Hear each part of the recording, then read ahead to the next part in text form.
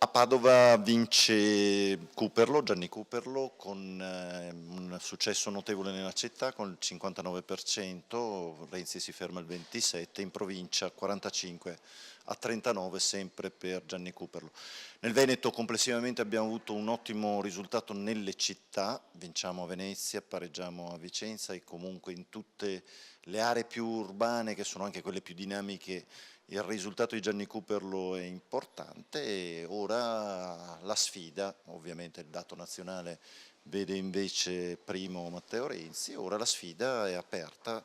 all'8 di dicembre. Io faccio un appello, lancio un appello a tutto il popolo di sinistra affinché partecipi alle primarie del PD e scelga di tenere forte una presenza della sinistra all'interno del Partito Democratico, una sinistra che sappia con decisione e con chiarezza dire da che parte sta. E noi crediamo che una sinistra che non sta dalla parte dei più deboli, dei soggetti che hanno più bisogno, soprattutto in tempi di crisi come quelli attuali, non è più una sinistra. Allora noi crediamo che questa parte debba farsi sentire forte